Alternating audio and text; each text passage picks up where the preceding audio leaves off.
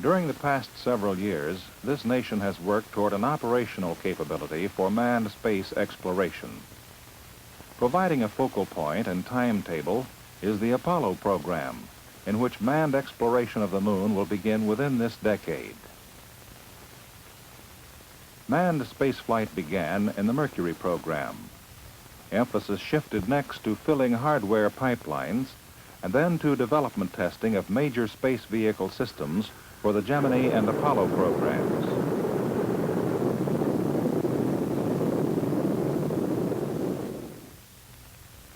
During the past year, emphasis shifted to the next phase, the qualification of the hardware and the development of the operational techniques necessary for a broad-based capability for manned spaceflight.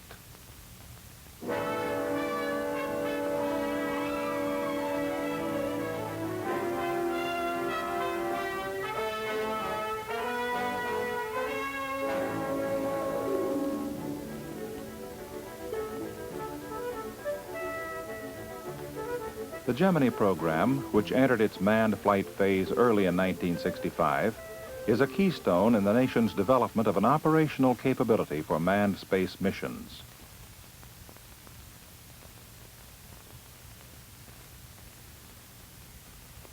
The Gemini spacecraft is built by McDonnell Aircraft, St. Louis, Missouri, and the launch vehicle is built by the Martin Company, Baltimore, Maryland, under an Air Force contract.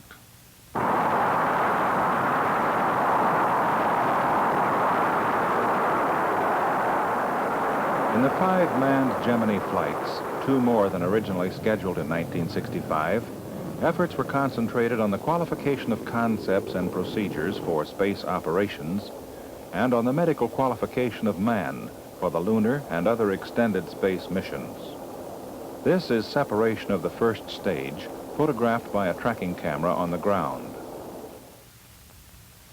During the missions, which included 4, 8, and 14-day flights, it was shown that valuable scientific work, such as Earth terrain and weather photography, could be performed. Crew training procedures were shown to be sound, as evidenced by astronaut performances in long-duration flights. It was proven that a man outside his spacecraft could, without disorientation, control himself with either a maneuvering unit or a tether, and further that he could do useful work. Operational flexibility was increased, as illustrated by the December flights of Gemini 7 and Gemini 6. The decision to attempt the dual flight mission was made after the original Gemini 6 mission was canceled because its Agena target vehicle failed to achieve orbit after launch. Gemini 7 was launched from Cape Kennedy, Florida, Complex 19, on December 4th.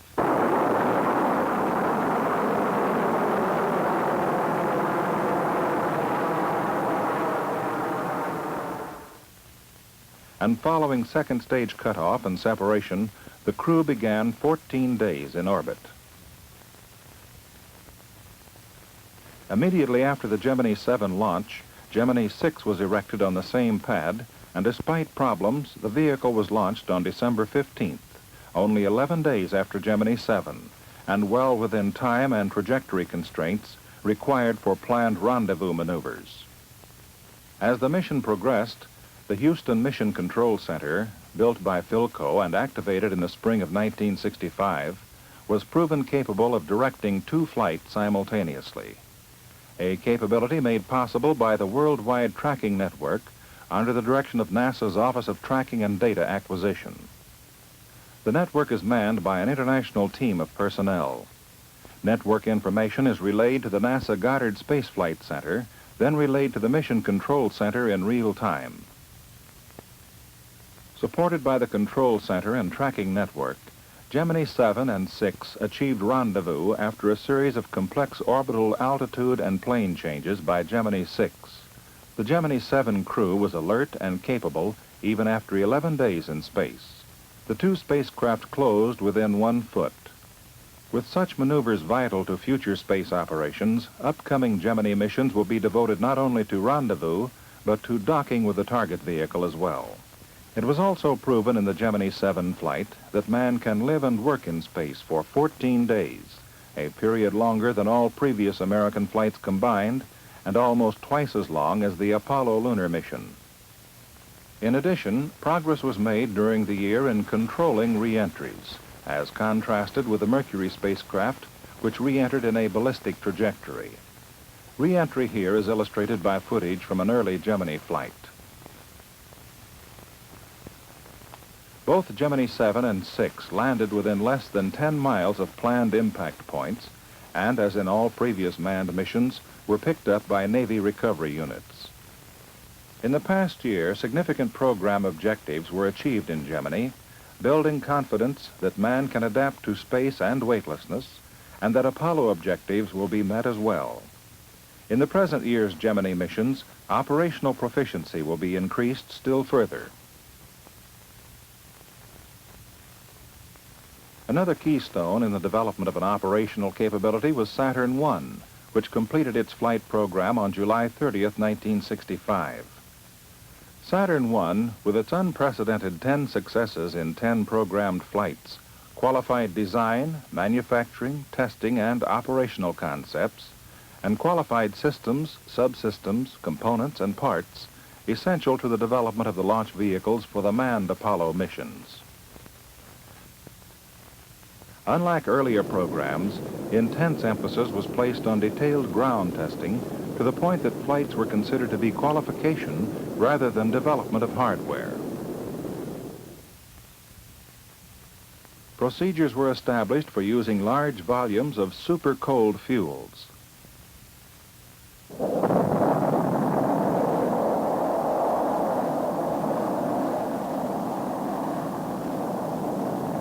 New guidance and instrumentation equipment was developed and will be used for the more advanced Saturn vehicles. Sensing and valving equipment for propulsion systems was perfected to ensure full propellant usage even in the event of an engine-out condition. Here, first-stage propellant behavior is illustrated by onboard camera footage photographed during a mission. The state-of-the-art of liquid-fueled engines was further developed, helping pioneer the operational use of liquid hydrogen engines. In this sequence, the separation of the first stage and the ignition and burning of the liquid hydrogen engines were photographed by an onboard camera. Further, Saturn I placed Apollo test spacecraft into Earth orbit for the first time and launched Pegasus meteoroid detection satellites into near-Earth orbit. Data from the Pegasus, developed under direction of NASA's Office of Advanced Research and Technology, has helped verify structural design of the Apollo spacecraft. The overall success of Saturn I is illustrated by the fact that it reached operational status in its 6th instead of 10th mission as originally planned. Saturn I helped prepare the way for Apollo with an uprated Saturn I, scheduled for its first launch in early 1966 from the John F. Kennedy Space Center's Complex 34. The unmanned suborbital mission will be of major significance. The Apollo uprated Saturn I, vehicle for the initial Earth orbital manned Apollo missions, will be launched with all systems up in its maiden flight, thus setting a pattern for the development of future manned space vehicles. The spacecraft will be the first equipped with Apollo flight systems, and the uprated Saturn I will be equipped with a new second stage and instrument unit. Major objectives are to demonstrate the operational capability of the spacecraft launch vehicle combination and to fire the spacecraft propulsion stage in space.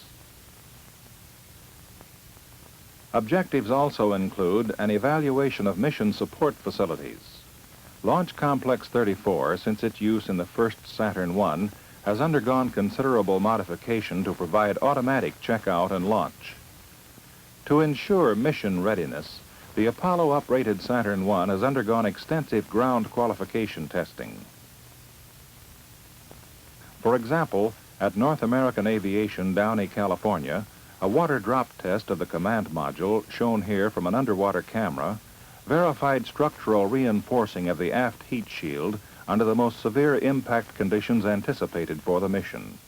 This marks the correction of an earlier design problem. In a series of static test firings at the White Sands Test Facility in New Mexico, the spacecraft propulsion system was qualified for flight on the mission. The Communications and Data System, built by Collins Radio, Cedar Rapids, Iowa, was qualified, as were the Spacecraft Propulsion Module Reaction Control System, built by Marquardt in Van Nuys, California, the Stabilization and Control System, built by Honeywell in Minneapolis, Minnesota, and the Command Module's Reaction and Control System engines, built by Rocketdyne.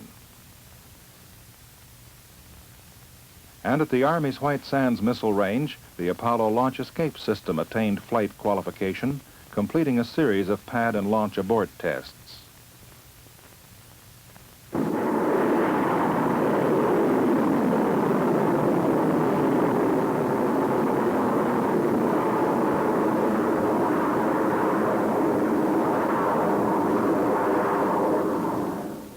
Launch vehicle work, too, was characterized by extensive ground qualification testing. At the Michoud plant near New Orleans, Chrysler completed structural qualification tests for major assemblies of the uprated Saturn I first stage. At Huntsville, Alabama, contractor personnel performed instrument unit vibration tests, a part of the unit's electrical and mechanical qualification.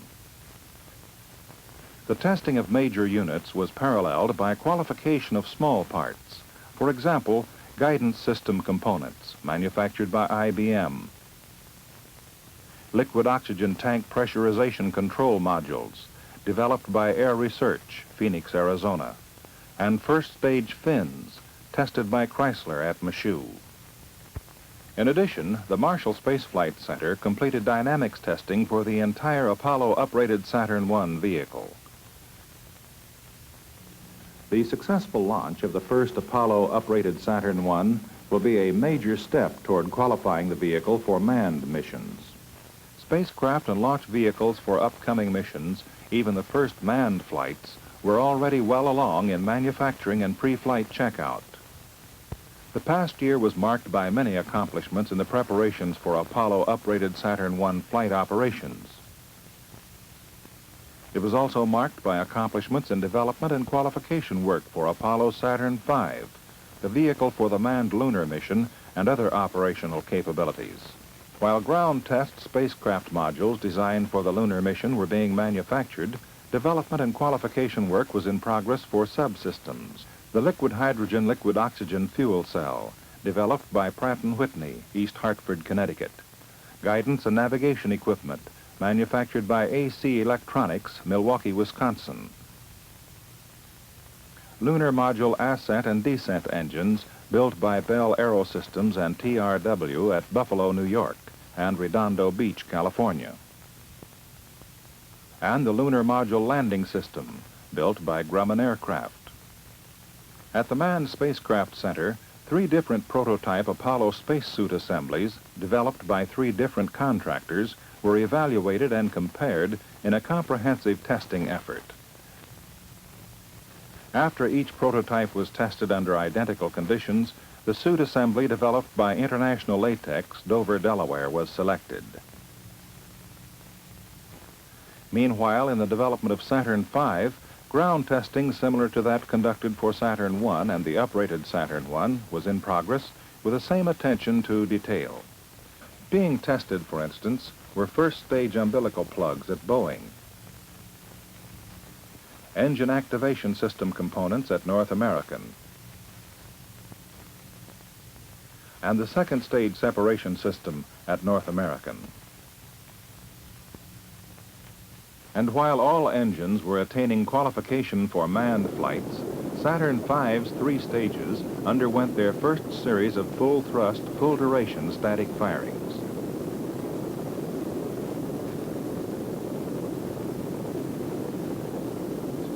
Full thrust for the first stage, shown here, is 7.5 million pounds. It uses liquid oxygen kerosene propellant.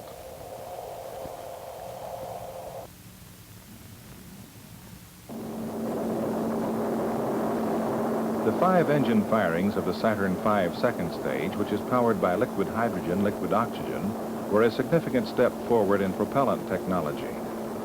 Liquid hydrogen, liquid oxygen propellants power all Saturn upper stages and provide 40% more thrust per pound than conventional propellants.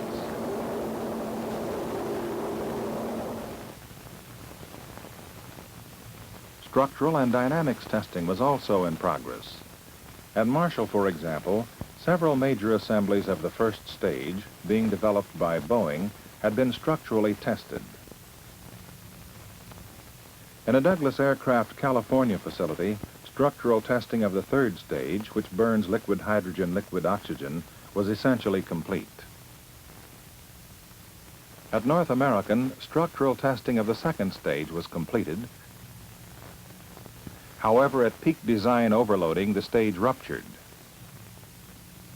Loss of the stage interrupted dynamics testing, but another development stage already in existence will be refitted and used for the completion of dynamics testing. Meanwhile, at Marshall, dynamics testing proceeded for the vehicle's third stage, instrument unit, and spacecraft. While Apollo and Saturn V spacecraft and launch vehicle systems were being qualified for manned missions, manufacturing of flight hardware moved steadily forward throughout the year. By the end of the year, both command and propulsion modules were in manufacturing at North American. For example, the command module for the first Apollo Saturn V flight, an unmanned mission, was undergoing heat shield fit checks. In addition, the first flight lunar module, which will be launched in an unmanned uprated Saturn I mission, was in structural assembly at Grumman Aircraft, Bethpage, New York. The first stage for the first Saturn V flight was undergoing tests for static firing at Marshall. In the tests, automated Saturn V checkout equipment was used for the first time.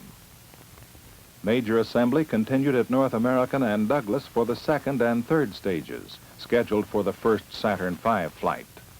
And IBM began assembling the first several instrument units. Like flight hardware, ground support facilities are essential for men to operate in space. During the year, one of the Manned Spacecraft Center's major environmental chambers became qualified for manned tests of spacecraft in simulated space conditions. Despite considerable damage from Hurricane Betsy, the Boeing Michoud test and checkout building was activated on schedule and used in post-manufacturing work. The Mississippi Test Facility was transformed from a site of earth and concrete work to a site of preparation for testing activities. Early in 1966, a Saturn V ground test second stage is scheduled for static firing in the first stand to be completed. Once finished, the Mississippi Test Facility will be used primarily for pre-flight checkouts of the first two stages of Saturn V. The John F. Kennedy Space Center's industrial area continued to build toward operational missions with, for example, construction being completed for two large-scale environmental chambers. These will be used in pre-flight checkout of Apollo spacecraft.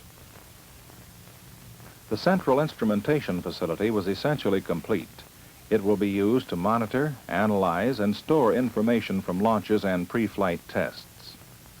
And at the Apollo Saturn V launch complex, which will provide for automatic pre-flight checkout and launching, the vehicle assembly building was converted from a 525-foot steel framework to a near-complete building. Inside both the high and low bay areas, work platforms and equipment were being installed. In the Launch Control Center, console racks were installed. Launchpad A, with 8,000 tons of reinforcement steel and 114,000 cubic yards of concrete, was essentially finished, and Launchpad B was well into construction. 3 umbilical towers were complete, and the first mobile servicing structure was topped out. The first transporter had undergone mobility and lifting tests. Modifications to correct a problem with one of the large bearings were completed, and the transporter was used to move an umbilical tower into the vehicle assembly building. As the nation approaches an operational capability for manned space exploration in Apollo, planners are looking ahead to determine how best to capitalize on the capability. And in meetings such as the Lunar Exploration Summer Conference held in Falmouth, Massachusetts, the advice of the nation's leading government, industrial, and university scientists is being sought. This meeting was conducted by NASA's Office of Space Sciences and Applications in cooperation with the Office of Manned Spaceflight. During the past year, emphasis was focused on the qualification of the techniques and hardware necessary for man to operate in space. And in spite of problems, considerable progress was made. In the present year, emphasis will shift further toward operations in flight, both Gemini rendezvous and docking missions, and Apollo uprated Saturn I missions. With increasing confidence that manned spaceflight goals will be met, the nation approaches still nearer to achieving the manned lunar mission within this decade, and thus establishing a broad-based stability for manned space operations.